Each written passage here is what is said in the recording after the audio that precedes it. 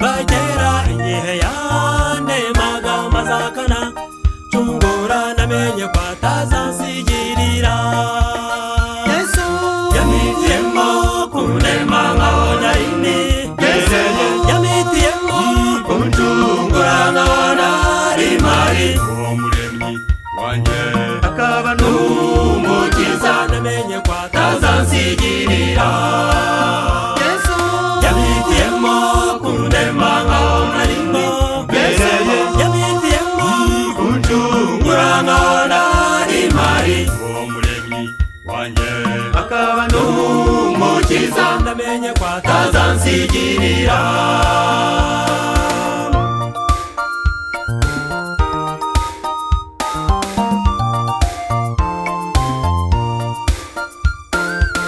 yo yadukoleye birenze kure ibyo nari kumusaba kugira ngo nkorere yatanze ubugi bwe asesa amaraso ye kandi ari twe twamuhemukiye Yesu yamitiyemo kundema nk'amaringo yamitiyemo kuncungura nkabona rimari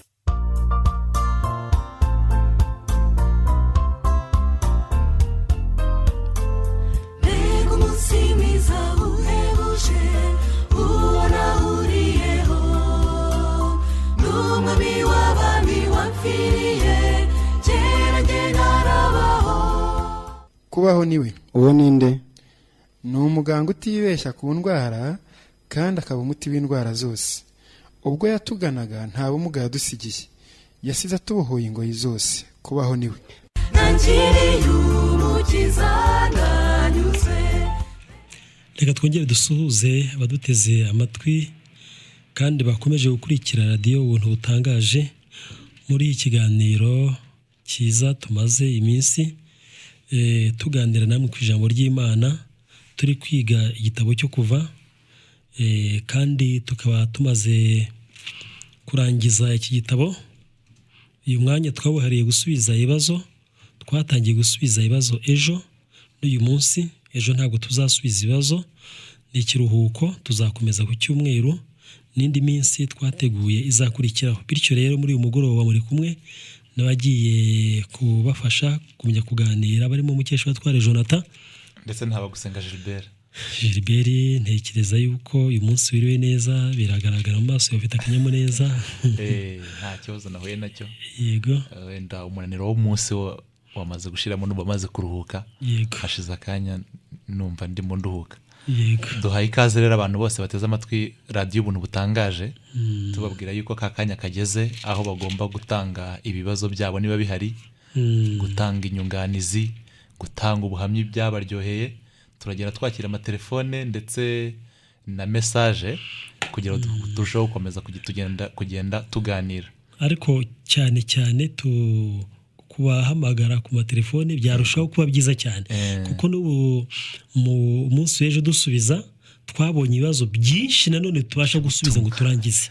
Hari abantu rero bohereza za message ntituzisubize bakagira ngo nuko twazitinya, ahubwo ni nyinshi cyane izo twakiriye ejo, nabwo tuzishubije uyu munsi nta zindi twakiriye, ntabwo twazirangiza. Ubundi bitewe nuko n'ubundi kuguhamagara wenda bagonganira ku mirongo hakabasha gutambuka bake, ariko kuri message buri wese arohereza ikaza.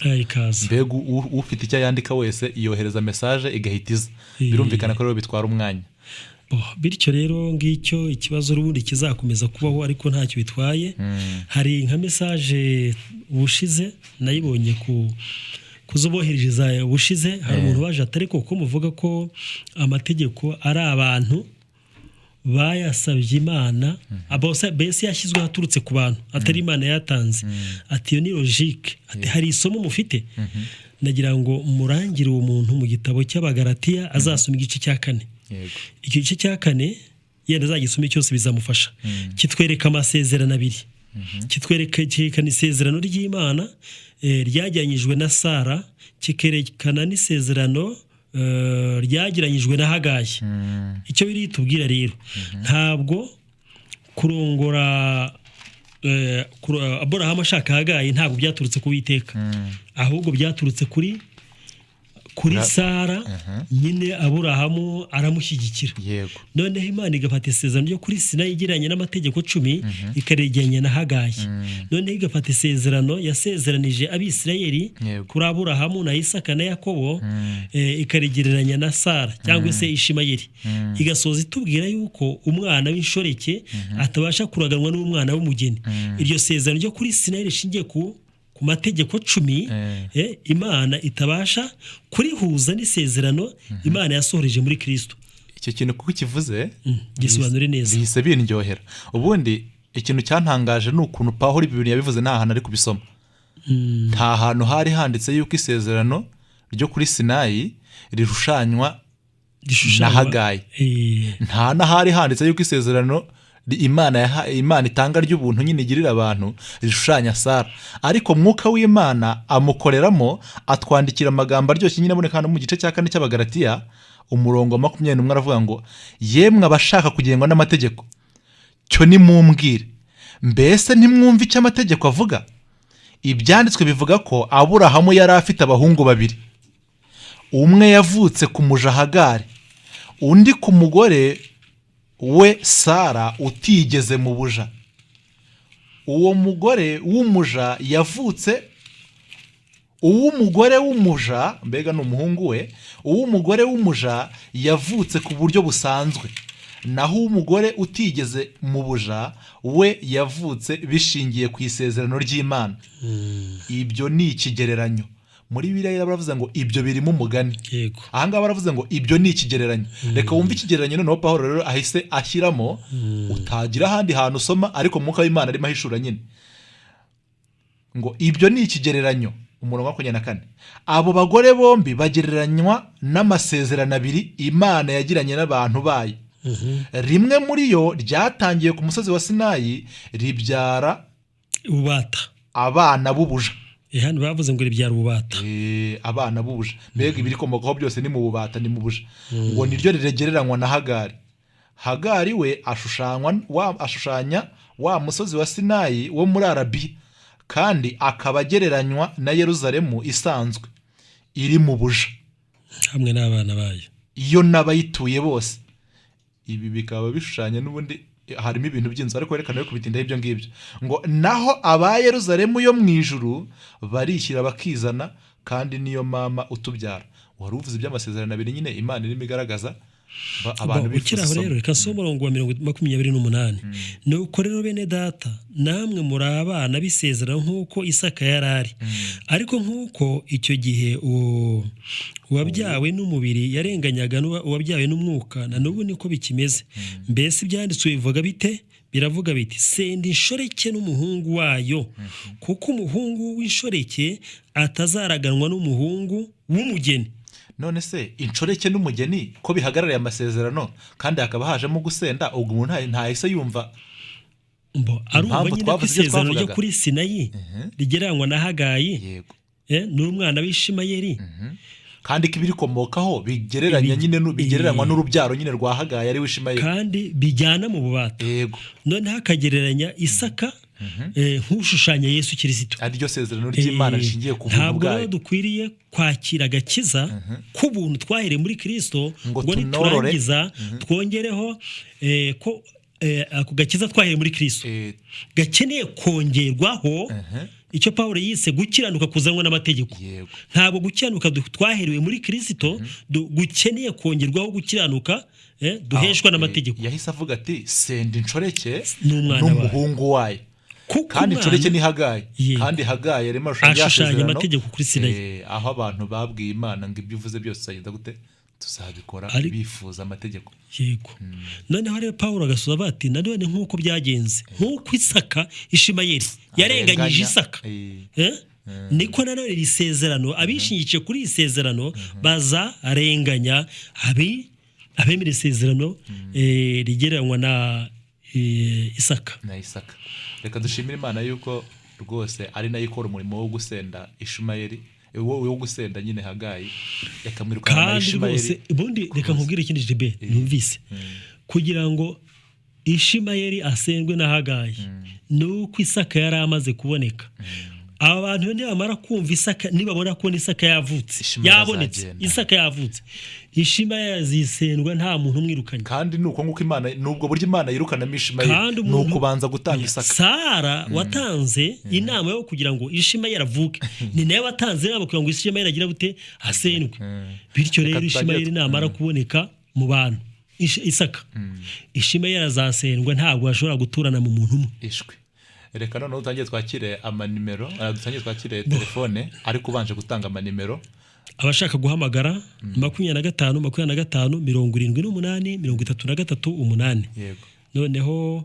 ubutumwa bugufi nyine ni 0758 niba hari umuntu uri ku murongo ku buhanga bw'ibyuma badufasha tukaba twamwakira yaba ntawe uhari na message nazo na message mukaya tugiye gutangira tuzakira twanze kongera twagira ngo twibutse abantu yuko tugiye gukomeza abisirayeli bambutse inyanja itukura kugera mu gice cya 20 kitabo cyo kuva yego niho tugiye kwakira umunsi ariko niba bafite ibibazo ku gice byarangiye nabyo twabyakira ariko byaba byiza cyane kuva igice cya mbere kugeza ku gice cya 20 byaba byiza kugira ngo n'abandi bazabone uko bazajya basubiza ibibazo bafite umurongo bagenderaho yego bagera igihe yane magambo azakana tungura namenye ko atazansigirira Yesu yamwitiyemo kunema Allo Hello, oui ibiganiro byanyu biradufasha. yego urinde urahagana hehe Mugiraneza Jackson telefone iranze namenye ko atazansigirira Yesu yamwitiyemo kunema nkaho narimo mbeseye yamwitiyemo kuntungura nkaho narimo Allo oui Raoneza muraho mezi yatendeka barondo yego urashima Imana cyane ku bw'ubutumwa bwiza bwatugezeho turanezerewe cyane rwose ko turi mu nzu isize amaraso amen amen abatarabyumva nabo bihangane bazabyumva natwe niko twari turi icyakora nabo niho bari nabo barimo barimo rwose ariko bazabyumva yego rwose murakoze sujabera bose bika barondo na Murama nuko batabasha kugusubiza ariko ubundi rwose nabo ndibwira ko bagushuhuje ndamutuje nayo natani kose radamuzi zakoze yamwitiyemo kuntungura nkaho narimari umuremyi wanjye akaba n'umukiza namenye ko atazansigirira ubuntu butangaje allo oui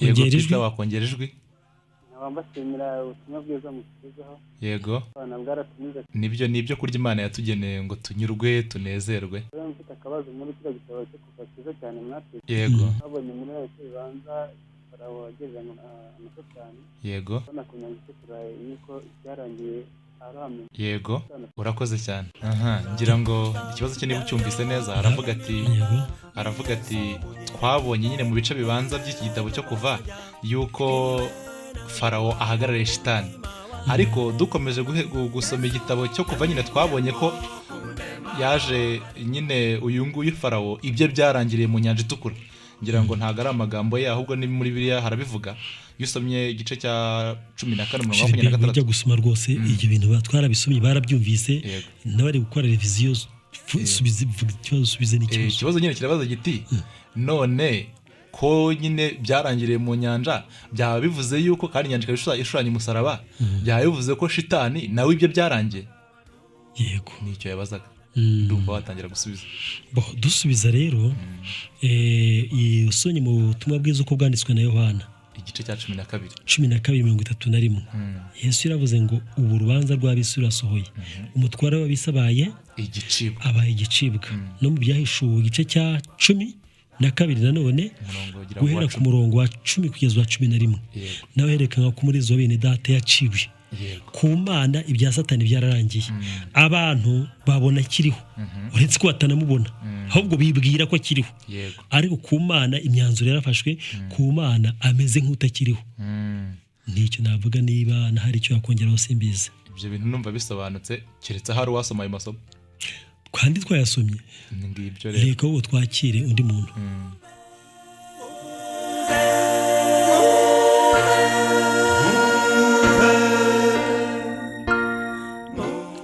ubuntu butangaje. Alo Alo, wi muraho mwaberamwe muraho Delphine. wera.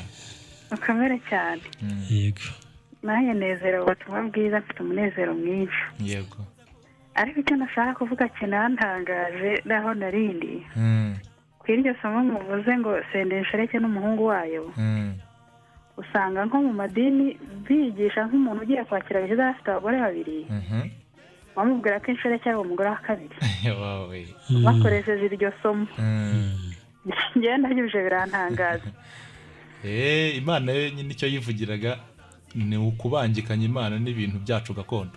none ejo numvise abantu bababaza cyane ku bya 10 n'ibitambo Yego abo bantu babibajije cyane mu basomere Abaheburayo ibice 7 umurongo wa 8 yego ibice 7 umurongo wa 8 umurongo wa 8 nanone ibice 7 umurongo wa 26 kugeza ku 28 Yonatani wumviye imirongo kuko ngiye kuyisoma. Murakoze cyane. murakoze Igitabo cy'Abaheburayo igice cya 7 umurongo wa 8 ni igitekerezo kirekire nushaka wihasoma oya ntabwo nabura kwasoma kandi abinsabye. uretse nkubwira impamvu ni igitekerezo kivuga Aburahamu igihe yari atabarutse avuye gutsinda ba bami bari banyaze Loti. Uzi ko nayo imisa numva ari igitekerezo Ni kirekire kirekire niyo mpamvu nkubuje kwasoma Mbega ni nta ukuba- murongo umwe wasoma ukundire. rero yaratangiye kimwe mu 10 muri Aburahamu Yego nibyo yavugaga. nibyo yavugaga cya kimwe mu 10 cyashushanyaga umuntu bwacu bwakoze icyaha duhagarariwe rero n'umutambyi wacu mukuru rewe nicyo yatanze.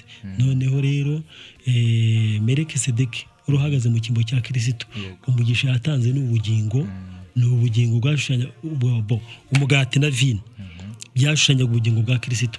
Noneho icyo rero yatanze ni kimwe mu 10 ariko kikinyaga kimwe mu 10 mu binyagano byashushanyaga ubunyacyaha bwacu. Yego Ari Kristo twamuhaye nkuko birivuga ngo utigeze kumenya icyaha Imana yamuhinduye kuba icyaha ku bwacu. Yego Uwiteka mushyira gukiranirwa kwacu twese.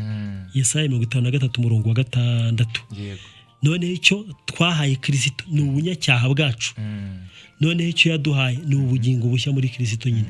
ubundi kimwe mu 10 nyine abantu bumve ko cyabaga gihagarariye ubugingo bwacu karande umuvumo twazanaga ku Mana kugira Imana iwucireho iteka naho nyine wamugisha Imana yasezeranaga yitanga ku ngurane y'ibyo ni ubugingo nyine yaduhaye bw'ingurane muri Kristo Yesu. Cyangwa imigisha yose yo mu ijuru yaduhereye muri Kristo. Yego Abaefesi igice cya 2 umurongo wa 3. ngira ngo hariya kwa Aburahamu ubwo havuzwe umutsima na vino aribwo bugingo n'ubundi. Reka twimuke kugira ngo twakire abantu benshi. Yesu yamwitiyemo Ubuntu butangaje. Alo muraho mwaberamwe muraho wawera we. Imana ishimwe kuko yaduhishuriye ko dufite ubugingo muri Kristo. Amen amen. Ubu ngubu Bibiliya twayumvaga nka kado. Yego None ubu ngubu twageze ku kirimo imbere. mwarafunguye mushyikira kirimo imbere. Barafunguye barafungura. Yego umva wera Jonathan ngo mwarafunguye murafungura. Icyo mwari mwapfunyikiwe nyine n'uwabahaye iyo kado. Nitwiringiye Imana Didasi. Yego Adidas. Ndi murama. Yego murama mukomeye. Imana ishimwe. Amen. Avuze ikintu cyiza. Yego Yesu yabwiye abayuda ati murondora mu byanditswe kuko mwibwira ko muri byo mufite ubugingo ariko mwanze kuza hundi. Abantu bashobora kurondora ibyanditswe ariko ntibabonemo Kristo rwose. hari n'igihe abantu barigisha ubutumwa bwiza bakibaza ubutumwa bwiza mu bintu yigishije ni ikihe kintu yigishije bakigisha kwihana kubwira umuntu yihane ntabwo ari ubutumwa bwiza Gilbert.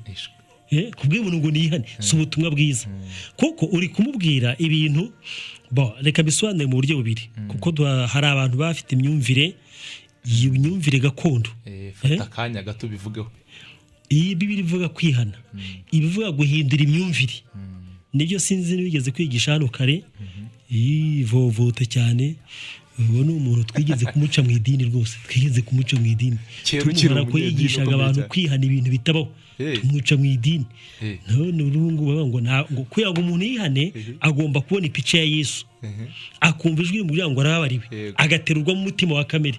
Umuntu yavuga ko yateruwe mu mutima wa kamere ariko afite kamere nka 7 nubwo kamere ari imwe. Icyo nashaka kuvuga ni ikiherere Pawulo avuga kwihana cyangwa Petero avuga kwihana cyangwa se Yohana avuga kwihana. Bega Bibiliya yivuga kwihana ivuga guhindura imyumvire. Yego Yohana yabwiye abayuda muri Matayo 3:9 ati nimwihane mwe kwibwira muti dufite Aburahamu niwe sogokuruza bacu. Igihe Petero yigisha ku munsi wa Pentecote avuga ngo nibihane kwari uguhindura imyumvire bari bafite kuri Kristo. Pawulo avuga kwihana, ntabwo Pawulo yihanaga ibikorwa bibi, kandi avuga Filipi 3:6 kubijyanye no gukiranuka kuzanwa n'amategeko nari inyangamugayo. Mbega ntacyo wagombaga kumugaya, yari afite gukiranuka akomora ku mirimo itegetswe n'amategeko. Noneho icyo yihaniye rero ni imyumvire yari afite. Noneho birivuga kwihana rero ivuga guhindura imyumvire. Ngicyo abantu bakwiye kwihana, bakwiye kwihana imyumvire yabo, ariko kuvuga ngo bareke ibikorwa bibi. Ntabwo turi gushyikira ko ibikorwa bibi ni ibikorwa bibi nyine, ntabwo ibikorwa bibi bishobora kuba ibikorwa byiza.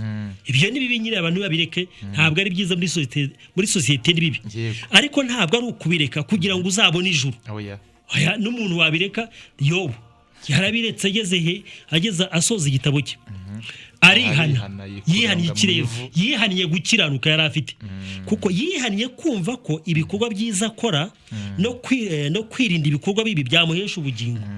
Ibyo bintu arabyihana, nk'uko birivuga kwihana. Sinzi niba wankurikiye ngo niba ari icyongeraho ucyongereho. Ikintu nakongeraho ni kuri iyi mirongo nyine iboneka mu Banyafilipi 3 umurongo wa mpereye ku murongo wenda wa 5, aravuga ati umva namwe. Oya, ntago najya kurondora ibyo yirataga, ariko reka mbirondore. Ni Pawulo aravuga ati jewe mfite impamvu zatuma niyemera ubwanjye. Niba hari undi wese mutera kwiringira iby'umubiri, ibyo bintu Pawulo avuga ko ari n'iby'umubiri, jewe namurusha. Komeza. Jewe mfite impamvu zatuma niyemera ubwanjye. Haramutse hagize uwibwira ko afite impamvu zo kwiyemera, jewe namuhiga. Umva namwe, nakebwe ku munsi wa 8. Icyo ni cyambere. Ndi umwisiraheli kavukire wo mu muryango wa Benyamini. Icyo ni cya kabiri. Ndi n'umuhebura y'ubutwi. Icyo ni cya gatatu. Kubyerekeye gukurikiza amategeko ndi umufarisayo. Icyo ni cya kane. Naho kubyerekeye ishyaka natotezaga umuryango wa Kristo. Icyo ni cya gatanu. Kubyerekeye ubutungane buzanwa n'amategeko nari inyangamugayo. Ni icya gatandatu. Nyamara ibyari bimfitiye inyungu. Wabyumvise ariko 366. Ibyo ni gatandatu n'ubundi. Ati nyamara ibyari bimfitiye inyungu mbibara ko ari igihombo kubera Kristo. Ndetse ibintu byose mbibara ko ari igihombo iyo mbigereranije n'ubukungu buhebuje buzanwa no kumenya Kristo Yezu umwami wanje. Kubera we nemeye guhara ibyo nitaga inyungu zanjye byose bya bindi byo haruguru, maze mbibara nk'amazira ntoki kugira ngo nunke Kristo. Oya, hagaraho ngaho gatoya. Urahagaruka reka nsoze. Abantu bari kwirata Pawulo we abibara nk'amazira ntoki. Mbese aramusaje agasanga uri kwirata ko wakomeje amategeko, avuga ati ibyo bintu kwirata n'amazira ntoki. Nibyo ari kuvuga. Nuvuga amazira ntoki abantu bumva amazira ntoki cyari ariko 9 ati kandi mpore muri we ntirata ubutungane buzanwa no gukurikiza amategeko, ahubwo nirata ubutungane buzanwa no kwizera Kristo Yezu ari bw'Imana itanga bushingiye ku kumwemera. None se ndugu yangu, birashaka kuvuga yuko Pawulo amaze kwirata ubutungane buzanwa no kwizera Yezu, ni ukuvuga ko Pawulo yagiye ngo bya bindi bavuga ngo bikore ibyo bishakiye, yagiye gusambana no kwiba. Ibyo nta bintu yagiyemo, ahubwo icyo cyari kwiratanga. Ntabwo ari kwirata ubutungane akesha gukurikiza amategeko, ahubwo ari kwirata ubutungane yaherewe hehe muri Kristo. Icyo twirata natwe ni ubutungane twaherewe muri Kristo. Yego. None ubutungane twaherewe muri Kristo rero ngo yase ngo naho umuntu yikorera ibyo yishakiye. Aho ibyo ni ukuvanga amadosiye. Ibyo ni ukuvanga amadosiye. Ni ukuvanga amadosiye rwose, kandi icyo turi kuvanga amadosiye. Pawulo rero yarabiretse kera. Asigaye ari inyangamugayo. Ntacyo wamujora. Yihana ubwo butungane yirata. Yego. Yihana kwirata ubutungane akesha amategeko. Ibintu babyumvise. Niba batanabyumvise nibahumure ejo bazabyumva kuko bizongera bigaruke. Reka twakira undi muntu. Yego. akaba n'umukiza. Ubuntu butangaje. Alo? Alo? Oui. Mwiriwe neza. Yego. None nge mfite ikibazo. Yego. Mfite ikibazo, mwadusobanuriye ko Abisiraheli kuva mu Egiputa ari urugendo navuga ngo bishatse gushushanya kuva muri Adamu twinjira muri Kristo. None nge nkaba mfite ikibazo kimeze gitya. Abisiraheli bari umwana w'intama wa Pasika. Yego. Bafata urugendo bagera ku nyanja itukura. Yego. Bajya muri Yorodani bambukamo n'amaguru. Yego. Ariko bageze hariya ku rugabano igihe bari bagiye kwambuka haza kubonekaho ikibazo bamwe barimbukira mu butayu. Yego. Ese bari abantu barimbukiye mu butayu ko bari barariye umwana w'intama bakabatirizwa no muri Yorodani iriya nyanja itukura, buriya baba bashushanya iki mu rugendo rwo kuva muri Adamu kugera muri Kristo? Urakoze cyane. Ngira ngo niba sinzi niba wava kuri telefone tugasubiza. Nta kibazo, wenda mwansubiza ntacyo.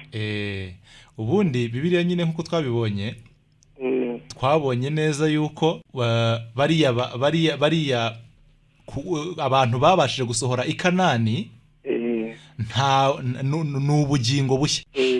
Nabo bari igishushanyo. Nabo bari igishushanyo. Ariko abantu nyine ubugingo bwacu karande n'ubundi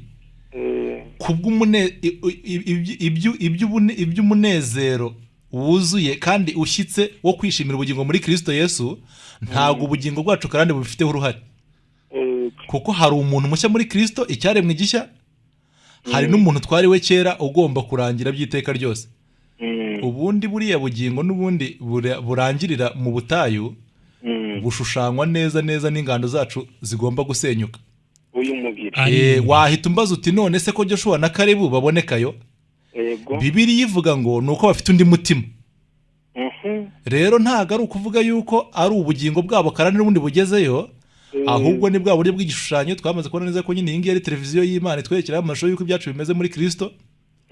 Ni itsiratsizwa n'irangira ry'ubugingo bwacu karande dufite muri Adamu.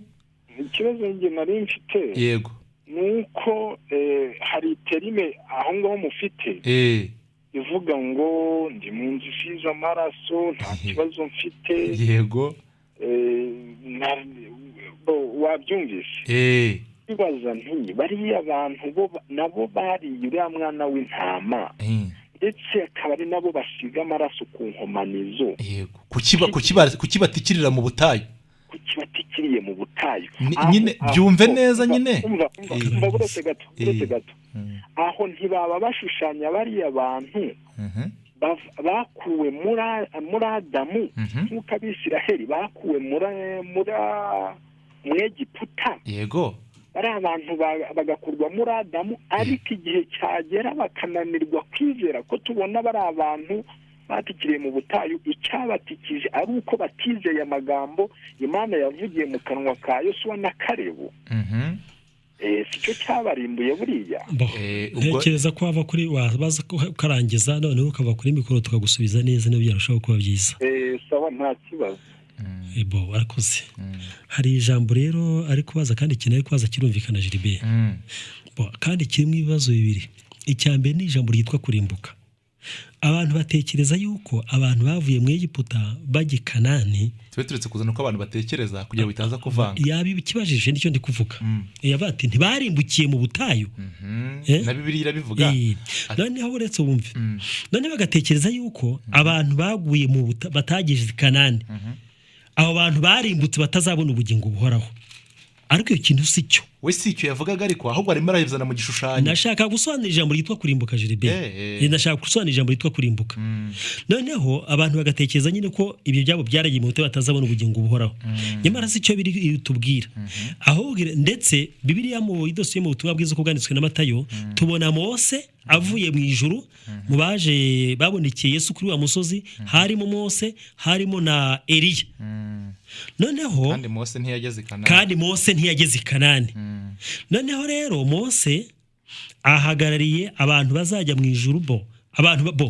Hari abantu nk'uko yabivugaga, reka bisobanure gutya, hari abantu bari abantu baguye inzira, nk'uko babivugaga, bahagarariye ubugingo bwacu bwo muri Adamu. Izi ngando zizasenyuka. Noneho Yesu na Kalebu nk'uko yabivuze, bahagarariye inyoko muntu muri Kristo. Nk'uko bivuze rero, Imana yabihamye ngo bari bafite undi mutima. Ntabwo ari babandi. N'undi mutima. Hari uwari bagifite bari. Ariko ibaza abantu bagenda bakajya gutata igihugu, ntibabona Abanaki, ntibabone. Umva ikintu uko Imana yababwiye ngo toranya abantu. Yego. Bajye gutata igihugu. Barebe igihugu mbahaye.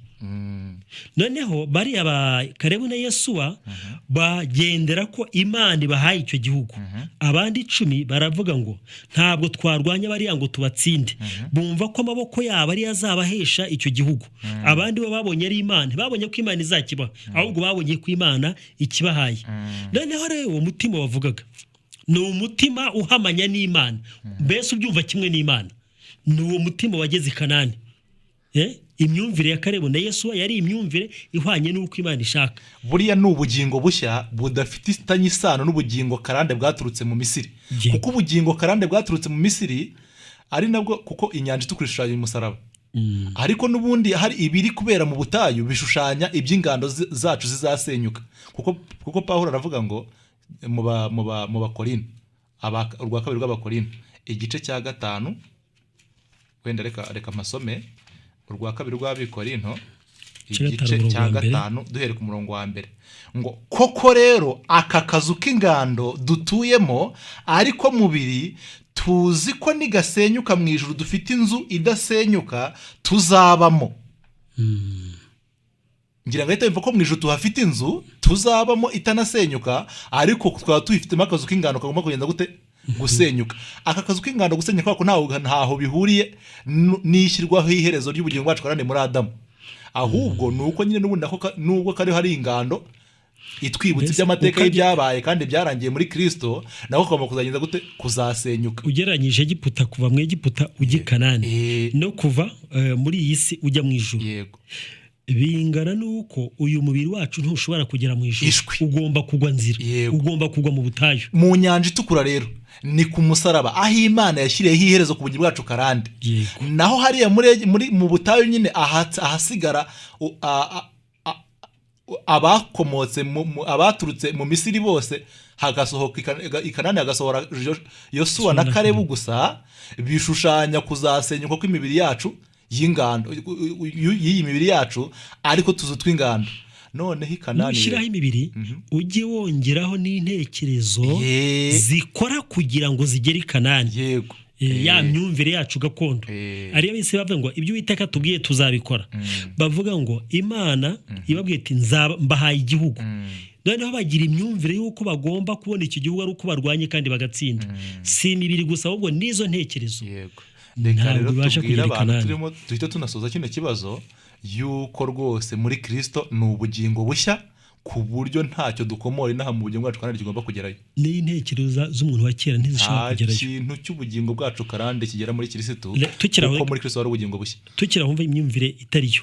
Abantu baravuga ngo nitugera mu ijuru ngo Pawulo akabona Stefano ngo azikanga. Ngo Stefano azikanga, ngo yirutse ko Pawulo bamwicishije. Ibyo bintu ntabwo bishobora kugera mu ijuru. Ntabwo tuzajya mu ijuru ngo twibeho ko twari muri studio. Nta kintu cyaturutse muri Egiputa gishobora kugera i Kanani, niyo mpamvu i Kanani haba ubugingo bushya. Rakoze, reka twakire abandi bantu. Yego.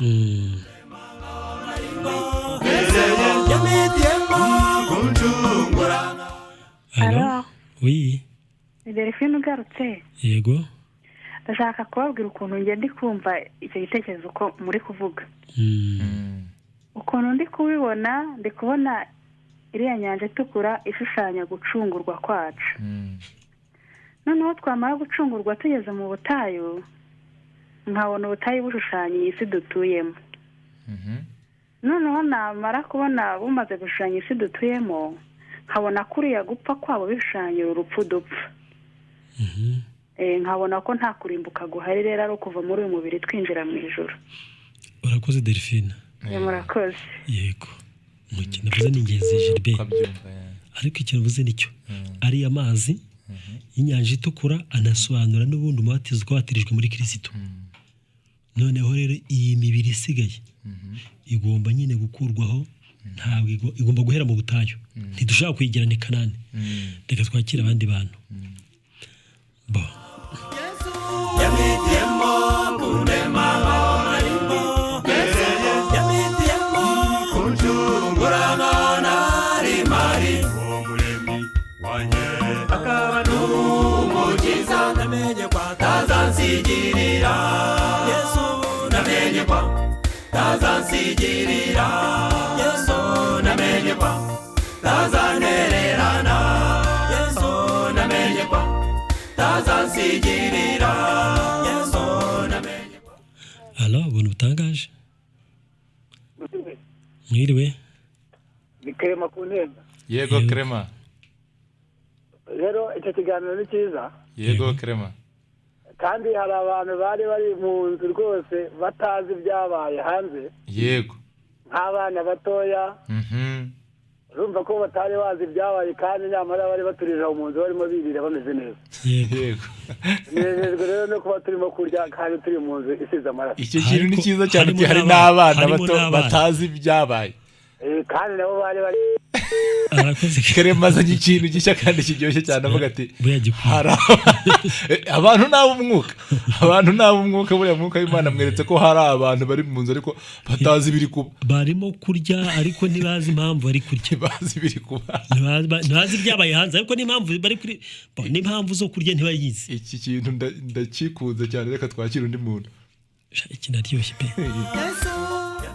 halo oui Ezra muvugana mu majyaruguru yego Ezra navuze ko umubatizo uvuga ko buri dini rigomera rikabatiza uje muri ryo rikagomera rikabatiza uje muri ryo none buriya umuntu aje akavuga ati ngewe sinabatijwe ntazi icyo mbatirijwe akaba ngombwa akabyisabira kubatizwa ntabwo byaba ngombwa akabatizwa yego arakoze cyane ngira ngo nyine ingingo yashingiweho tugaruka ku mubatizo twagarutse ku kuri ku mubatizo kurenza ibimenyetso by'imibatizo ariko noneho nk'uko nyine idini umubatizo ari bwo buryo rifite ryinjiza abayoboke muri ryo n'ubundi umubatizo niyo nzira Imana yari ifite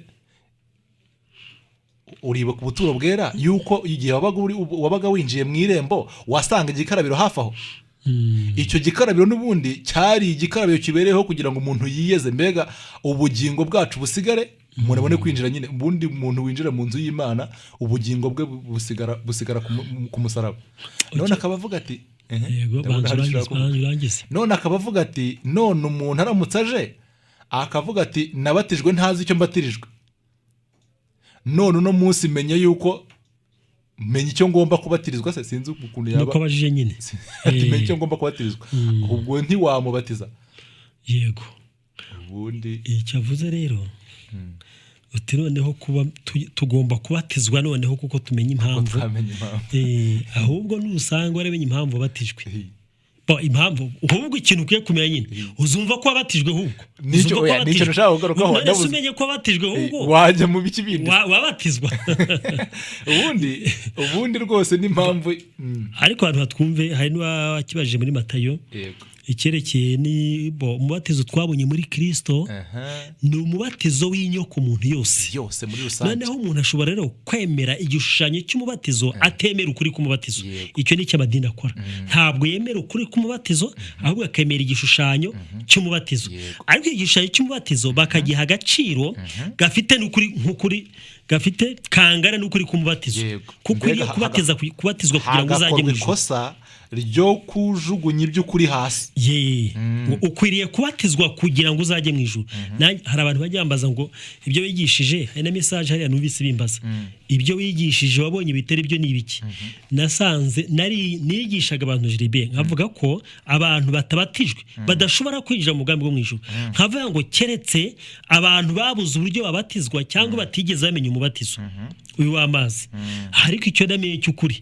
ni uko abantu bose babatijwe bari muri Kristo kandi uriya mubatizo uvugwa kiriya gishushanyo cy'amazi ni umubatizo kuri nyoko umuntu batirijwe muri Kristo yenda mu gihe ukiye uri gushaka isomo uri kureba kugira ngo urisome reka mvuge iki ngiki iyo abantu bagiye mu madini aho kugira ngo bababaze yuko bemera ukuri k'umubatizo bababaza yuko bemera amahame y'idini amahame y'idini rero agabanijwe arimo imigabane ibiri umugabane wa mbere babanza kukubaza niba wemera Imana ariko rero nawe ushobora kuba warabaye mu madini cyane nkavuga bakubaza ko wemera Imana iyo bamaze kukubaza ko wemera Imana bahita bakubaza niba wemera amahame y'idini dore nkubwire iyo wemera amahame y'idini iyo wemera Imana ariko ntiwemera amahame y'idini ntabwo bakubatiza uracyumvise icyo we uti imana ndeyemera bati wemera ubutatu ati ndabwemera bakubaza amahame y'idini bati ayo sinyemera shaho ati wemera yuko iri dini ari itorero ry'Imana ryasigaye rikomeza amategeko y'Imana 10 rikajya no guhamya ngo Yesu Kristo ari umwuka w'ubuhanuzi kandi ko abantu bose bo kwisi bararikirwa kuryinjiramo kugira ngo bazajye mu ijuru. Icyo kintu gihakanye hari idini nge nabatijwemo ntago bari kumbatiza yo mbihakana. Ubwo byose wayivuze no gutayivuze niye badive ariko si yo yonyine ntabwo ari yo yonyine. Oya nge ndavuga nyine iyo nabaye buri wese nawe vuga iyo wabaye. Nabaye no mu Pentecote. Urumva nabigiye gutemera ihame ryabo ntabwo bakubatiza. Mbese ni buri dini ryose ntabwo ari dini rimwe ni buri dini ryose. Igihe we nubwo waba wemera Imana ka gihumbi n'uwo gatabaho ariko ntiwemera amahame y'iryo dini ntibakubatiza. Mbese kubo kwemera amahame yabo bingana no kwemera Imana kuko wemera Imana ntiyemera amahame bagufata nk'umuntu utemera Imana. Mbese wemera Imana iyo wemeye amahame yabo ngibyo rero kugira ngo baza abantu ko bemera ukuri kumubatizo bababaza amahame y'idini y'amadini yabo. Uyu mwene data rero niba yumva yifuza ko bamudubika mu mazi nje nta kibazo mbibonamo ariko ntaze kuvuga yuko hari ukuntu ari ikintu cy'icyangombwa abantu bakeneye kugira bajye mu ijuru. Kuko na Pawulo umva ukuntu yivugira mu rwambere rw'Abikorinto igice cya mbere umurongo wa 17 ngo kuko Kristo atantumye kubatiza ahubwo yantumye kubwiriza ubutumwa bwiza ariko ntavugisha ubwenge bw'amagambo kugira ngo umusaraba wa Kristo udahinduka ubusa. Ubundi umusaraba wa Kristo ni wo mubatizo wacu nyakuri. Pawulo yawubwirije ubundi ibintu byo gushyira mu mazi ngira ngo ntacyo biba bibereyeho. Ariko reka nkubwire yuvuze ngo ariko reka nkubwire ntinyariko cyane nigishije umuntu agabati nemeye ubutumwa bwiza ntamubatiza kuko ntabwo ari bibi ntabwo ari bibi ariko ntuvuge ngo ugiye kumubatiza kugira ngo wuzuze kugira ngo wuzuze gukiranuka ishwe kugira ngo ubundi Yesu dore ukuntu yavuze yabwiye Yohana ubundi hari umugabo bita Yohana uboneka nyine mu gitabo cya Yohana ariko akanaboneka muri Matayo. Umugabo nyine yitwaga Yohana umubatiza. Impamvu yitwaga Yohana umubatiza ni uko yadukanye umubatizo mu buryo butari busanzwe. Yego. Uyu mugabo agiye kubatiza Yesu amubwiye nyine ati mbatiza. Yarabyanze. None igihe barimo bajya impaka Yesu aramubwira ngo bikore kugira udusoze kugenza gute gukiranuka kose. Ubundi gukiranuka nyine kwasabwa n'amategeko ntago ari ugukurikiza amategeko mu kuyanonosora gusa uyashyira mu bikorwa ntago ari icyo nashaka kuvuga nuko gukiranuka kose Yesu Kristo avuze gukiranuka kose nuvuga ko hari gukiranuka kw'igice kwari kuba guhari iyo ataza kubatizwa. Muzirikane neza yuko Yesu Kristo mu mibereho ye hano ku isi turi muri we twabanyeho nawe imibereho yo gukiranuka dukurikiza amategeko nk'ibyo yasabaga mu buryo bwo gukora. Ariko noneho Yesu aravuga ati gukiranuka ntago kuraboneka kose. Kubera iki? Kubera yuko amategeko yanasabaga yuko ubugingo bukora icyaha bugomba kugenza gute bugomba gupfa. Yesu Kristo rero aravuga ati ntago bihagije yuko mwabayeho muri jye mukiranuka ahubwo ni na ngombwa ko muri jye mugomba no gupfa. Kubera ko amategeko ntago asaba ko mukiranuka gusa ahubwo aranaryoza ubugingo bwanyu bwakoze icyaha kugibwaho n'igihano cy'icyaha ari rwo rupfu. Rero kugira gukiranuka kose kugira gusohozwe habayeho umubatizo inyoko muntu yose batirizwa muri Kristo Yesu ariho ku musaraba. Pawulo ati kuko Kristo atantumye kubatiza ahubwo yantumye kubwiriza ubutumwa bwiza ndetse ahubwo ntabubwiririsha ubwenge bw'amagambo kugira ngo umusaraba wa Kristo agenza gute udahinduka ubusa. Rero rwose dushimira Imana ko umubatizo wacu uri mu musaraba kandi ko byarangiye ku buryo Imana yanyuzwe. Urakoze reka twakire abandi bantu ndabona icyo kintu uvuze kiraryoshye Gilbert kiraryoshye cyane pe. Allo mwiriwe neza. Mwiriwe Vedaste ndi mututu. Yego Vedaste. Ikibazo mfite rero yego tubona Farawo yego n'ingabo ze bashiriye mu nyanja itukura igice cya 14 cyo izo ntumbi zose abisirayeli bakazibona bari mu butayu ziririmbye hejuru y'amazi. Hari ukuntu rero mwagarutseho yego nagira ngo mwongere muhavugeho cyane ndushaho kumva neza.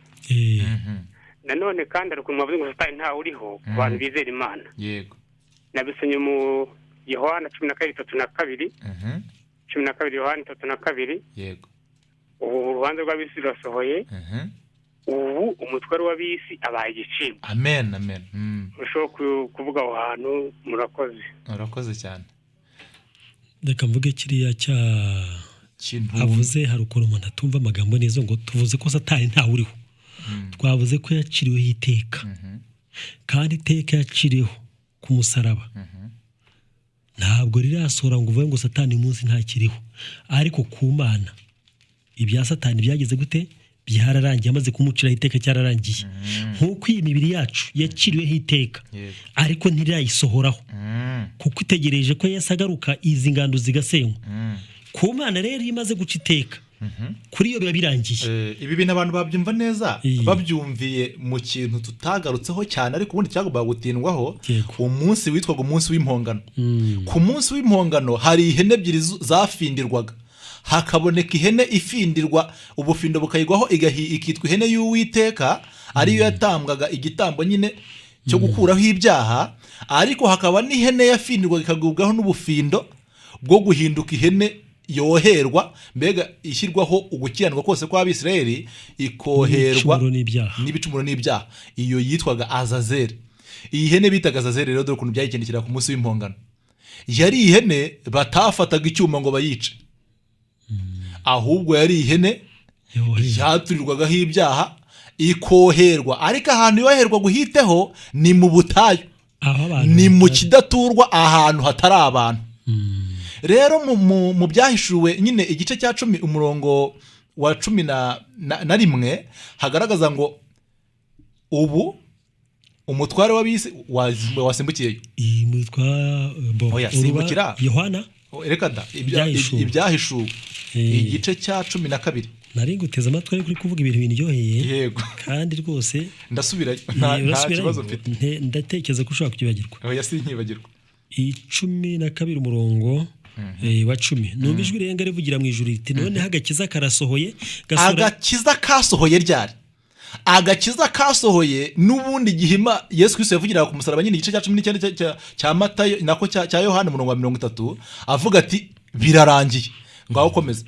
noneho agakiza karasohoye gasohoranye n'ubushobozi n'ubwami bw'Imana yacu, yego, n'ubutware bwa Kristo wayo, yego, kuko umurezi wa bene data ajugunywe hasi, yego, wahoraga barega ku manywa na nijoro imbere y'Imana yacu. reka mbwira nabo bamuneshesheje, yego, ijambo rigiza Gilbert, iki se? nabo bamuneshesheje amaraso yande umwana w'intama n'ijambo ryo guhamya kwabo, ntibakunda amagara yabo, ntibanga no gupfa. abantu barapfuye. reka tubwire abantu rero yuko n'ubundi satani yakomeje kuba ari umurezi wacu kugeza igihe ingingo irangiza byose Imana yibonye.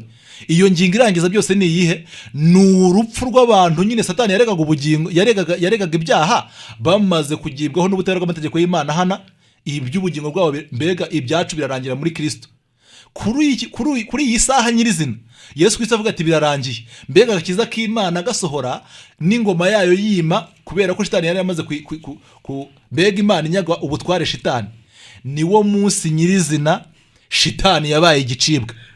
ahantu nshaka kugaruka rero ni ku munsi w'impongano. n'ubundi iriya hene ya Azazeli yoherwaga mu kidaturwa, ahantu hataba ubugingo. reka mbwira abantu yuko ahantu shitani yoherewe kubw'umusaraba ari ahantu hatari ubugingo. impamvu ni iyihe? ni uko ubugingo bwacu butabinaha aho shitani yaciriwe, bitewe n'uko isi nyine ari ikidaturwa nyuma y'umusaraba, ahubwo ubugingo bwacu nyakuri buba hehe? buba muri Kristo Yesu. hita usoma mu Bakolosayi, soma mu Bakolosayi ndabigusabye, kandi igice cya 3 uhere ku murongo wa mbere ugeze ku murongo wa 4, abantu bumve neza yuko nta bugingo Imana ifite inaha. ubugingo bwacu nyakuri. Abakolosayi 3 uhere ku murongo wa mbere nurangiza ugeze ku murongo wa 4. reka masome nahageze. nuko rero niba mwarazuranywe na Kristo. iyo Bibiliya rero ntangazwa n'ukuntu ibishidikanya, ariko wenda cyangwa uvuga uti iki Kinyarwanda, icyo Kinyarwanda ahubwo ntabwo ishidikanya, nta kibazo ifite. ariko reka wenda nsome hano ukuntu babisobanuye nyine muri Bibiliya ijambo ry'Imana, kugira ngo abantu bataza kugira ngo hariho abazuranywe n'abatarazuranywe. umva iki cya 3 ukuntu havuga ngo Imana yabazuranye na Kristo none rero urumva ko nta bintu byo kubembereza. Imana yabazuranye na Kristo, none rero nimuharanire ibyo mu ijuru aho Kristo ari yicaye iburyo bw'Imana ku ntebe ya cyami. Muhoze imitima ku byo mu ijuru atari ku byo ku isi, kuko mwapfanye na Kristo kandi ubugingo bwanyu bukaba bwarahishwe hamwe nawe mu Mana. Ubugingo bwanyu nyakuri ni Kristo. Ubwo azagaragara rero namwe muzagaragara muri hamwe nawe mufite ikuzo. Abantu nibumve neza ko ubugingo bwacu bwahishanywe na Kristo, ariko hehe? Mu Mana. Shitani we rero yahindutse igicibwa, ajugunywa ku isi, aravuga ngo abari mu ijuru nibishimye, ariko ngo isi ibonye iki? Ishyano. Kuko Shitani agenze gute? Ayimanukiye bafite umujinya mwinshi, ariko ngo azi ko asigaranye igihe gitoya. Isi rero ni umusaka, isi ni ubutayu, isi nta muntu uhari, nta bugingo buhari, kuko ubugingo Imana nyine yabuzamanye na Kristo mu Mana. Hari ikintu wumvise ngira ngo wongere. Gilbert kiraryoshye. Nubwo hari abana batari kucyumva neza, hari abana batari kucyumva neza kubera ko bari mu nzu batazi biri kuba, ariko hari n'abakuru bari kucyumva. Ubundi kugira ngo Imana ikemure ikibazo, kugira ngo Shitani acibwe, abo yajyaga kurega ntabwo bakiriho, hishwe. Aba baya kurega bararimbutse bari muri Kristo, bamaze gukurwaho rero yasigaye mu isi y'umusaka idafite ku Mana. Tuve ku bantu nyine babona abantu bari mu isi, ariko ku Mana ubugingo bw'abantu buri muri Kristo. Ku Mana rero nkuko Paulo yavuga ati ibi muri kubona ni ingando, ni ingando ntabwo ariyo amazu njya kuri. Hari amazu, hari n'izi ngando ucubitsemo, hari inzu y'Imana itabesha yatwiteguriye. Noneho rero ikintu wavuze abantu bacyumve neza, iri aha niyo yoherwaga ubutayu, ni ubugingo bw'abantu bwarakuweho muri Kristo, bwakuweho. Noneho Shitani irameze nka Farawo, ingabo zose zimaze kurohama mu nyanja, nta kintu Farawo yari asigaranye. Gusa icyo nawe cyari kimukwiriye ni uko nawe yagombaga kujya mu nyanja, kuko ingabo zari zamaze kurangira. Nguko Shitani rero uyu munsi ku Mana nta muntu afite, ku Mana nta muntu afite, ariko abantu babona Satani afite abantu. Reka rero tumbwire abantu ngo basubize amaso ku musaraba, bahite bareba uburyo Farawo n'ingabo ze barimo bareremba hejuru y'inyanja. Mbega hejuru y'umusaraba ubundi tuhafite Shitani n'ingabo ze n'ibimukomokaho byose. Mbega ibimukomokaho ndashaka kuvuga ubugingo bwacu karande biri aho ngaho nk'ibintu bidafite, mbega bipfuye nk'intumbi. Ariko uzi ko wagira ngo Shitani imyaka 1000 yamutangiriyeho, wagira ngo imyaka 1000 yamutangiriyeho, kandi n'ubundi basanga ari byo. Reka twikomereze Gilbert, reka twikomereze twakire abantu, reka twakire abantu nka babiri dusome message. Allo? Allo? Oui. Mwiriwe neza. Rero yego, ibintu by'umubatizo be kurwa bitindaho. Yego. Ndifurusende muri Kamonyi. Yego. Umubatizo dukwiriye kwemera n'umwuka wera Kristo azatubatirisha. Yego. Kuko Yohana yabatirishaga amazi, agira ati Yesu nazo azababatirisha umwuka wera, kandi bashaka kubyemera ntabwo Aburahamu yakebwe mbere yo kwizera. Na Yesu ntabwo amanikiwe n'umwuka wera kuko yamaze kubatizwa na Yohana gusa, ahubwo amanikiwe n'umwuka wera kuko ari Yesu nyine. Nuko rero natwe ubwacu umuntu Yesu yagarura ingoma ye mu isi agasanga amwizera ariko atarabatizwa, ntabwo Yesu yabanza gutegeka umuntu ngo amubatize, ahubwo ahitamo ubugingo kuko yababwizeye kandi abukwiriye. Kubatiza ni gahunda y'idini, kandi barabizi neza ko iyo umuntu amaze kubatizwa adahinduka mu mutima. Hari umuntu waje ati noneho umuntu amaze kumenya ko akwiriye kubatizwa, amaze kwemera Imana, kumubatiza mbere ntacyo wamaze rero.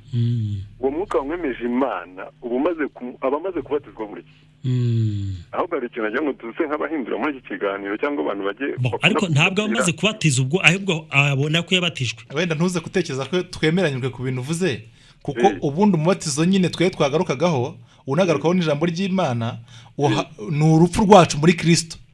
Umubatiza abantu bose bamaze kubatizwa. Nyine nijye ndi kukubwira, umwuka wera ni ubihamiriza twese. Ahubwo mwuka w'Imana uyu munsi ahamanya na mwuka wacu ko turi abana b'Imana, ko twabatijwe. Twarabatijwe nyine nijye ndi kukubwira. Yego. Iyo umwuka amaze kwereka umuntu ko umubatizo w'amazi ntacyo umara, ahubwo ko amaze kwizera Yesu. Yego. Kwizera Yesu bimuhamiriza ko yamaze kubatirizwa muri. Amen, amen. Nicyo ndi mukushaka kukubwira. Yego. Noneho rero. Yego. hari ikintu mwabuzeho karekiza muvuga muti ntabwo Mose yaba yararimbutse ngo nuko yapfuye mu gihano. Yego. Ibyo nanjye ndumva hari ukuntu bitekereza kuko urubanza ruzaza rwose pe. None reka twitonde mu mvugo. Ntabwo hakwiriye kuboneka abantu baza ngo bavuge ngo muri abasatani. Yego. Cyangwa se namwe nimugira mutsitswe wenda mufashwe n'imvugo muvuge ngo bari abantu n'abasatani. Yego. Ahubwo wenda twavuga ngo kanaka yarahabye. Nkuko Yesu akunda kubibwira b'abafarisayo bamugendagaho. Yego. Nuko ndetse nyuma yaje kubaha ikibazo ati umwana mukuru n'umuto ese yabwiye ngo ajye guhinduriza ngo wakoze neza ni wowe. Yego. Bamusubije bati nuwanze nyuma kwihana akagenda agira ati nkunsubije neza. Yego. Nuko tuvuga yuko umuntu yahabye tuzatuza imvugo nziza. Yego. Ariko tuzakunda ko basatani twaba tumaze guca urubanza. Urakoze cyane vuga uti tuzatuza imvugo nziza. Ndakoze nta muntu washitani waho. Abantu bose twabaye abashitani turi muri Adamu. Abo bantu bararimbitse. Yego. Ariko abantu bose muri Kristo ni abakristo nyine bati ntama zanjye ndazifite mu kuboko kwanjye nta wabasha kuzivunuramo.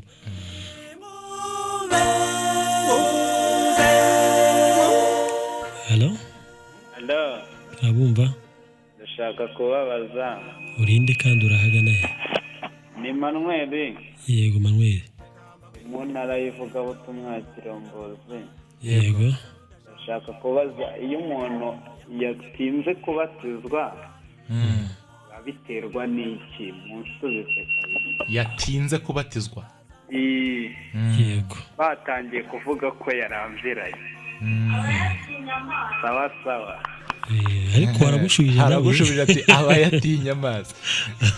Reka tubwire abantu rwose kandi iri hame rigomba kumvikana. Iri jambo ni ry'ukuri kandi rigomba kwemerwa n'abantu bose. Abantu bose barabatijwe muri Kristo Yesu kandi ibi bihagarariwe n'inyanja itukura n'ubundi aho Abisirayeli bose banyuze kandi bigahagararirwa n'umusaraba mu buryo bw'ukuri nko gusohora kw'ibishushanyo byose byabagaho kandi bikaba binahagarariwe n'igikarabiro umutambyi mukuru yabatizwagamo abatambyi batizwagamo. Ibyo ni ibishushanyo nshaka kwiruka ku kuri. Ukuri kwabyo ni umusaraba. Kandi si umusaraba nk'igiti gifite igiti gitambitseho ahubwo n'umusaraba nk'urupfu rwacu muri Kristo. Yego. Urupfu rwacu muri Kristo Yesu niwo mubatizo, ibindi byose ni amagambo y'abantu. Gilbert, reka dusome na message. Reka duhagarike twakiriye abantu cyane ariko reka tugene kuri za message aho reba uburyo uzirukankamo. Muraho mwabera mwe. Nanjye ndishimye kuko Yesu yankoreye byose. Ibijyanye n'agakiza yarabirangije. Imana ishimwe cyane. Icyakora kumbwira ngo nzakora ibyo amadini ansaba ntabyo nzakora ahubwo nzabarwanya. Ese nzaba nkoze nabi? Murakoze. Yari Emmanuel muri Ngoma. Maravuga ati ibintu nimbikora nzaba nkoze nabi. Oya. Ababyo kurwanya amadini. Ngwego. Oya ntazarwanya amadini. Mbese yayatwara sigisha ukuri kw'ijambo ry'Imana. Reka mbabwire. Ndimo niga ubuhanuzi natangajwe nuko amadini nta kintu twayatwara. Oya Jonathan, haramutse habaye abantu bavuga ati turahagurutse turwanya amadini, nta kintu basha gutwara idini kubera yuko Imana yahanganye n'idini itsinda iyo ntambara irabirangiza iduha iyo ntsinzi. Ku buryo umurimo wo kurwanya idini ni uguta umwanya. Kandi reka nkubwire ikintu cyabaye. Ntureba ko mu Rwanda harimo kubaho ikintu cyo gusa naho amadini akangaranye, akabura amaturo, akabura amafaranga, akabura bizera, akabura ibice, ukabona ibintu biranyeganyeze. Ni inyamaswa yo mu byahishuwe ikomere ku ruguma rwica, ariko igihe kigiye kugera ubwo urwo ruguma ruzakira. Nirumara gusubirana Jonathan nkubwire ikintu, abantu bose bazahindukira batangarira inyamaswa bavuga bati ninde wahwanya nayo ubushobozi. Ubu igihe kigiye kugera ubwo abantu bazajya bareba idini babone n'iryo rivuga ibintu bisobanutse. Ibyo ndumva ari ubuhanuzi ugiyemo, nyamara tuzabwiga igihe cyabyo. Gusa icyo twivugira ariko icyo biri tubwira ni iki ijambo ry'Imana twerekezaho dusobanurire. burya amadini nayo yose bayeho mbere y'umusaraba. Imana yarangije yarabirangije. Ubone mukavuga ngo amadini mutekereza ko ari ikintu gishyashya cyaje. Oya, amadini ni uburyo gakondo bwo kugera ku gakiza. Ikintu cyitwa iyobokamana. Ntabwo bwabayeho nyuma y'umusaraba, ahubwo bwabayeho mbere y'umusaraba. Erega nyuma y'umusaraba gihari n'ubugingo bushya. Nyuma y'umusaraba gihari n'ubugingo bushya. Amadini rero ni ibintu byo mwisezerano ryacu. Izi ngando zicyubatswe. Ngira y'amadini hubwo. Yesu yavuze ngo nimusenye urusengero. Yasenyaga n'urusengero. Patahise afata inyundo ngo yadukire. Ibya bizu bya urusengero imihango. Ibyo umuntu yakoraga kugira ngo ugere ku gakiza. Imana ibishizeho iherezo. Ahubwo ikizahoraho iteka ryose ni iki Imana ikoze kugira ngo abantu babone agakiza. Ibyo bita idini. Ntabwo idini ari amasenga y'abambuzi twajyagamo, ahubwo idini ritugendana izi ngando nazo ni idini. Ubu bugingo karande budukoza hirya no hino. Amahame se tuyashyira adaturutse muri twebwe. None se amadini ashingwa n'abandi. None se pura z'inzu ziva he? None se amafaranga yubaka biriya bizu ava he? Ibyo bintu bigaragara biturutse muri twebwe. Iyi mibiri yacu ikiriho rero ntabwo wakora idini kuko niryo dini. Idini ariko abantu bagize ngo biroroshye. Idini se waritwara uretse ko Imana yazanye umusaraba wayo ikabirangiza. Ubundi iyo hatari Imana idini waritwara iki Jonathan? Imana uburyo ibyo bintu bishyize iherezo. Mperutse kujya mu idini rimwe. Yego. Twari tugiye gushyingura umuntu wasinziriye. Baca umuntu amafaranga kugira ngo umuntu amushyingure bamusomere misa. Yego. Oya kugira ngo usomere intumbi misa ubwo kandi reka nkubwire barayatanze. Oya barayatanze. Oya reka nkubwire ahubwo bigenda bizamuka bikurikije aho umuntu ari. Muri Kigali ushaka kuguca miliyoni. Yego. Sibyo? Ariko uri mu cyaro bashaka kuguca nka 300. Uzasa ubundi nta kintu cy'ubusa mu rusengero. Ubukwe ntabwo ari ubuntu. Hari amafaranga bagomba kuguca. None se sinzu ya data yahindutse iguriro. Gushyingura si ubuntu. Hari amafaranga bagomba kuguca. Ikintu cyose mbese idini wavuze nimugura ngo idini ryo ngo iterabwoba. Oya navuze ko habaho ubujura bwibisha imbunda ariko hakabaho n'ubujura bwibisha Imana. Mbega ubujura bwitwaje imbunda n'ubujura bwitwaje Imana. Bwitwaje iyobokamana. Oya bwitwaje Imana ku buryo umuntu agutunga Imana ubwoba bukaza ukamuha ibyo ufite byose. Icyo kintu uvuze se wacyumvaga nimugoro wowe? Nicyo numvaga ahubwo. Umuntu agutunga Imana ugatanga amafaranga. Amafaranga gusa ugatanga igihe, ugatanga amafaranga, ugatanga umubiri. Hari abantu bajya batanga. Nkubwira ikintu uvuze Gilbert. None se abantu babwirirwa bakaburara so gutanga imibiri yabo. Reka nkubwire. Umuntu agutunze imbunda ukamurega muri leta. Leta yagutabara. Ariko umuntu agutunze Imana ntabwo washaka avoka wo kukurenganura.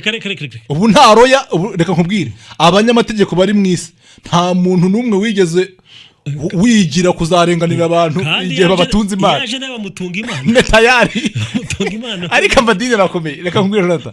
Amadini arakomeye uziko n'umutegetsi ukomeye. Reka nkubwire ikintu gikomeye hubwo. Urahita umva aho icyaha cyatugejeje. Sibyo? Kugeza aho kugira ngo twereke abantu Imana yibone nk'agakiza dutunga abantu Imana bakibona nk'umurimbuzi. Yego.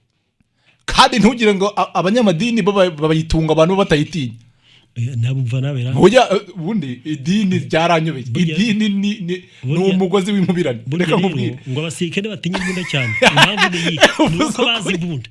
None abanyamadini impamvu batunga abantu Imana baba bazi neza bayitinya kurushaho bayitunga. Batinya Imana kurenzaho bayitunga. Ariko kw'Imana rwose ari y'urukundo kandi yuje urukundo twanejejwe nuko yatwemeye muri Kristo Yesu. Oya ni data. Ndanezerewe. Ni data sha. Data wa twese uri mu ijuru. Izina ryawe ryubahwe. Amen.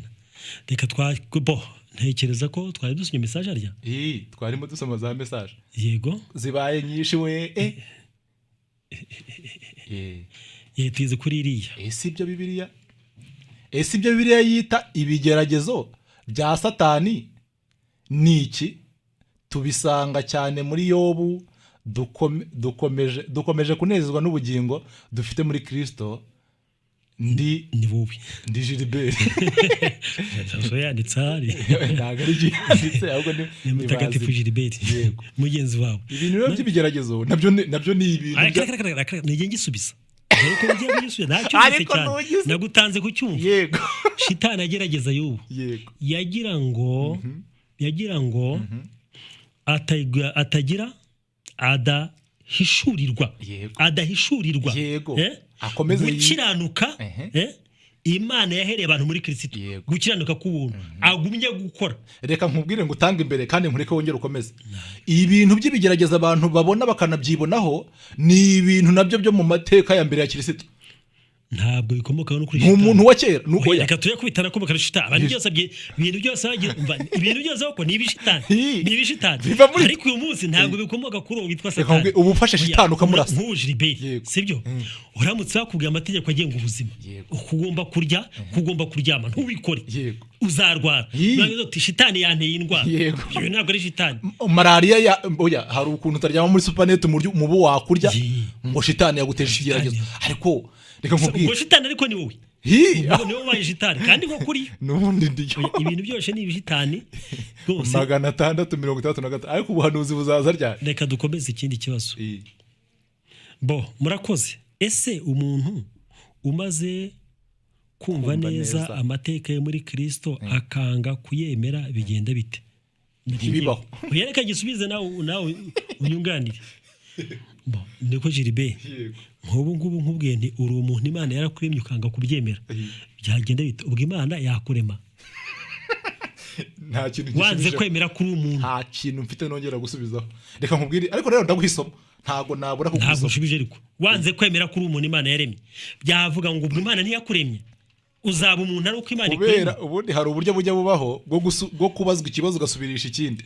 reka nanjye nkubita ikibazo ariko kibazwa na Pawulo mu ijambo ry'Imana. aravuga ati ariko si n'ikibazo ahubwo aremeza, urabonamo igisubizo mbega. ni arimo aragaragaza itorero ry'Imana aho noneho ritagaragazwa nk'inzu ahubwo rigaragazwa nk'umubiri. noneho twese tukaba turi ingingo z'uwo mubiri. reka ngusomere iri somo rero kandi abantu bose ndari batuye. urwa mbere rw'Abakorinto 12:12, umubiri w'umuntu ni umwe ariko ukagirwa n'ingingo nyinshi, nubwo ari nyinshi izo ngingo zose zikaba zigize umubiri umwe. niko bimeze no kuri Kristo, twaba abayahudi cyangwa se abatari abayahudi, twaba inkoreragahato cyangwa se abishyira bakizana, twese twabatirijwe muri mwuka umwe, rwa rupfu rwacu muri Kristo, ngo tube ingingo z'umubiri umwe, kandi twese twahawe kunywera ku isoko imwe ariyo mwuka w'Imana.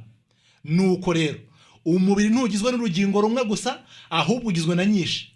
15 ikirenge kivuze kiti ubwo ntari ikiganza sindi urugingo rw'umubiri, sibyo byatuma kitabarwo. 16 n'ugutwi kuvuze kuti ubwo ntari ijisho sindi urugingo rw'umubiri, sibyo byatuma kutabarwo. yagushubije cyane ntawo ngushubije ahubwo urananyongeje. reka nkubwire kandi kantu rero keza. reka n'abatemera ubutumwa bwiza, aba bandi bigisha ibintu by'amateka ya kera, nabo tubaho umwanya kugira ngo bazabone ibyo bigisha, kuko iyo tuvuye aha baragaruka nabo bagashaka ikibwirizwa, kuko iby'ukuri bamaze kubyanga. reka mbabwire ikirenge kivuze kiti ubwo ntari ikiganza. waretse nkangiza shaka turashaka kuvuga yuko abantu babyemera batabyemera, abo bantu muri Kristo Yesu nabere n'abaziranenge ariko mu maso y'Imana turi muri Kristo Yesu. yego nagira ngo abantu bashaka kwigisha abandi bashaka gukritika rero iyo ngingo ubu hatabazayiherewe ataba abantu barabeshye abantu ko bavuze muri Kristo twese turabera. noneho bazabwira bati dore ahubwo ni mugenze mutya. hari umuntu wigeze kwigisha hangasi nibuka bamunyibutsa bati ni mugende babaconge sigivuga niwe mbese ati nyamwanze kumura amabuye muri Kristo nimugende babaconge kugira ngo muhinduke amabuye. ushobora gutuma iki kintu gisubiramo wigisubiramo JBS nakivuze se. reka twakire indi message ngaho Somalia. message ati mwiriwe.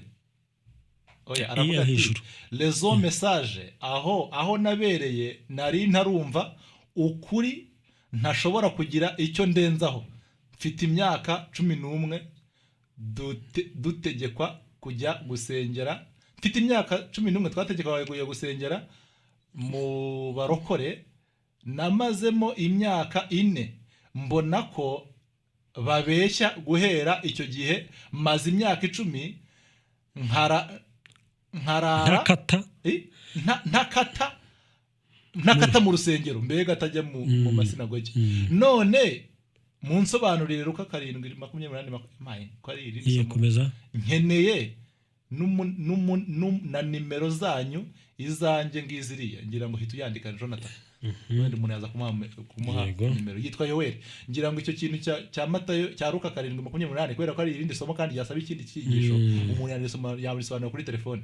Undi ati mwiriwe mumbabarire mbabaze yuko mwigisha yuko kubyo mwigishije mu gitabo cyo kuva 3:27-38 ubuturo ihema bwera buzagaragarira iburengerazuba ko mbona ariko Bible ivuga mu nsobanurire Imana ibahe umugisha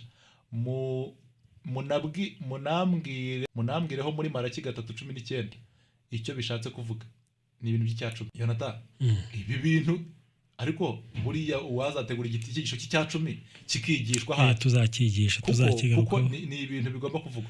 Ariko iby'Iburasirazuba byo nubundi bazi neza ko Kristo ari izuba ryacu ryo gukiranuka nubundi nk'uko ubuturo bwera bwashanyaga nyine inzu y'Imana sibyo kandi inzu y'Imana nk'ubugingo bwacu nyine muri Kristo Yesu nubundi kuba yabonekera Iburasirazuba nyine birumvikana nishituruka ku Mana kandi n'izuba riba riturasiye nyine birumvikana.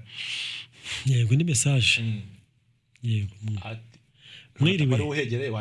mwiriwe mumbabarire mbabaze kubyo mwigishije. Iyo ndayisomye iyo nayirangije ahubwo ati muraho nshobozwa byose na Kristo none adushoboza ibiki byose na Kristo nshobozwa byose na Kristo imbaraga nshobozwa byose na Kristo imbaraga ni ibiki. Reka nkubwire ibi bintu byanshobozwa byose ntago nabura kumuha isomo rigomba kumwumvisha ibyo bintu. Uyu ni Pawulo wabivuze sibyo ariko Pawulo abivuga nubundi hari nawe wavuze ibi bigomba guhita bigusobanurira icyo yashatse kuvuga. Yego igice cya 8 cy'Abaroma aravuga ati ubu rero bari muri Kristo Yezu nta teka bacirwa kuko gutegekwa na mwuka w'ubugingo buri muri Kristo Yezu kwankuye mu buja bwo gutegekwa n'ibyaha n'urupfu. 3 niho hasubiza ingingo yacobozwa byose na Kristo imbaraga. Haravuga ngo iby'amategeko atashoboye bitewe n'intege nke za kamere y'umuntu Imana yarabikoze. Ubwo singibi byose ngo yohereje umwana wayo bwite afite kamere imeze nk'iy'abantu b'abanyabyaha kugira ngo abe igitambo cy'ibyaha byabo niko gutsinda burundu ibyaha biri muri kamere y'umuntu. None se reka twakirinde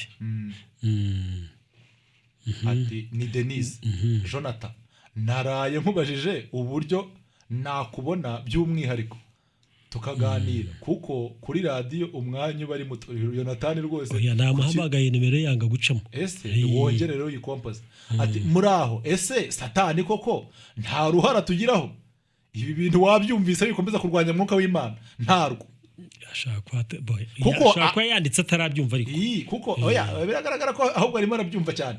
Ubugingo bwacu buhishamwe na Kristo mu Mana ku buryo iryo torero riri muri Kristo ryo riri mu ijuru ritabi nahangaha.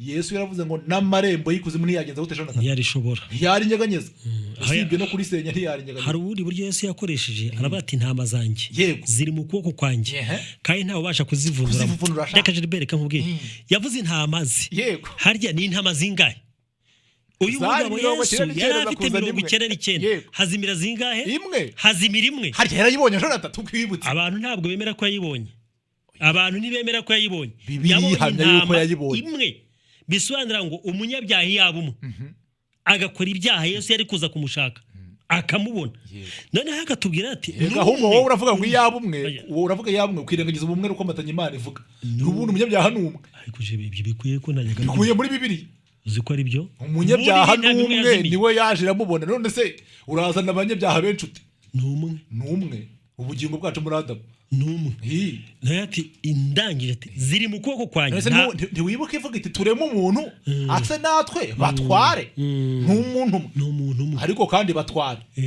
Rero niba imwijimiye Yesu yaje kuyishaka nk'uko igicumuro cy'umuntu umwe cyatumye abantu bose yego Jonathan nk'uko igicumuro cy'umuntu umwe cyatumye abantu bose bacirwaho iteka bari muri we ni nako icyo gukiranuka cyakozwe n'umuntu umwe cyahesheje bose guhabwa gutsindishirizwa bagahabwa ubugingo. Iri somo ntabwo abantu ntibakira ijambo ry'Imana nibashimira Imana ariko iri somo ntabwo abantu baryemera benshi ntibabyemera. Reka ntabwo ubugingo karane bwemera iby'ukuri abari abantu rero nabo ntitukabarenganye nk'uko babivuze ahubwo bari abantu nabahagarariye amateka yacu yo muri Adamu.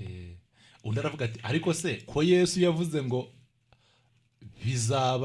bazaba biyitabera kandi batera, aho si ubuhanuzi busohoreye muri mwe. Ati niba atari byo se uwera sate Yesu ni iki yabivugaho? Simbukira mu Befeso uzana isomo rimugaragarize ko tutiyitabera ahubwo Imana itwitabera. Oya nibyo, niba twiyitabera ibyo twihamye n'ibinyoma, niba Imana itwitabera ibyo ni ukuri. Wijya kwasoma twarangije iribe, reka twakire abantu babiri dusoze, inota yacu yarangiye. Reka twakire umuntu umwe ahubwo, reka twakire umwe kuri telefone cyangwa babiri, reka twakire babiri nk'uko tubivuze maze dusoze.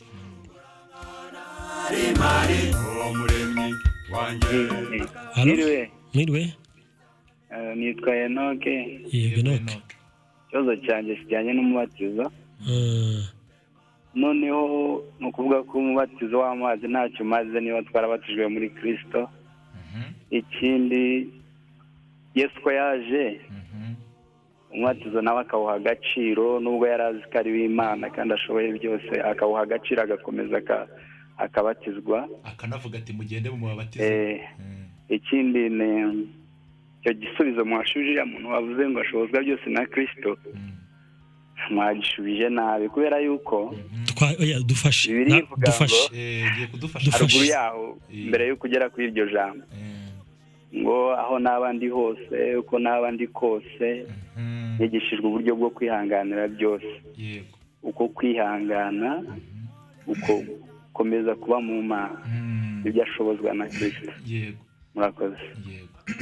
Kubera ko avuze atyo kandi akaba avuga Pawulo, iyo ngira umwanya mba ngiye mu byakozwe nko 21 nkamwereka Pawulo agiye gutamba, nkamwereka Pawulo ahatuka umutambyi ati wagituro gisize imvaho, nkamwereka Pawulo arimo ateranya abafarisayo n'abasadukayo, bamwe bemeraga umuzuko abandi reka nkubwire, ntabwo Pawulo rwose yari yarageze ahantu iby'imibereho ye yavuga ko ari Kristo ugenza gute atingera mu bagira iki nka umugira iki. Uzi ko yivugira ngo agerageza gukora ibyiza, ibi bikagenza gute bikamutanga imbere, ngo ntazi ibyo akora rero ahubwo hari ibintu bimurimo. Rero mwikumva yuko gusobanura byose na Kristo ari ahantu Imana izatugeza, dusigara dufite ibintu bya bindi amadini yatubwiye tugomba kuzageraho, tukazagira ngo tubikora ngo Imana ibidushoboje. Icyo kintu rwose ntikive mu bantu, ahubwo bamenye ko ibyo Imana yadushoboje yamaze kubidushoboza, kubw'ibyo kwizera ukagusiba ukagundira ibyo bintu Imana yadushoboje muri Kristo Yesu, bikaba ibyacu kubwo kwizera.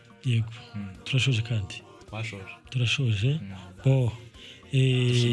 Dushimira abantu twabanye, ariko tubabwire ko dimanche tuzongera ejo, ntabwo nta kiganiro kizatambuka muri ibi turi gusubiza, ahubwo dimanche ntekereza ko saa 2 sinzi saa 2 tujya tugira gahunda y'icyigisho gitambuka saa 2 kugeza saa 3, kandi twakagira n'umwanya wo gusubiza ibibazo. Sinzi n'ibyo bintu bizatambuka byombi uwo munsi icyarimwe. Nanjye numva ntafite gahunda neza, ariko wenda hari message ngezeho isa naho imbwira ibyo bintu, numva nabanza nkayirebaho. Yego, iyo message avuga iti mwibutsa abantu gahunda ya dimanche kuva saa 12 kugeza saa 2 za mu gitondo. Nibwira yuko kuva saa 12 kugeza saa 2 za mu gitondo, ahubwo se ntabwo yaba avuga gahunda yo kuri radio contact. Yego, ngira ngo naho ngaho, ahubwo ku cyumweru dimanche nyine tuzakomeza guhera saa 2 n'igice saa 2:40. Gahunda izakomeza nk'uko yari isanzwe, uretse umunsi w'ejo nyine tuzaruhuka.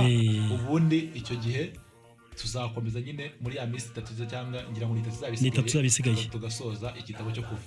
Ariko turarikira abantu nyine gukomeza gukurikira ibyigisho n'ubundi biri henshi. Hari kuri contact nyine buri cyumweru guhera isaa 12 kugeza isaa 2, ariko kandi hari n'aha ngaha n'ubundi ibyo tuzabivuga tuzabivuga dushoje nta kibazo. Barakuze, bakomeze kugira ijoro ryiza.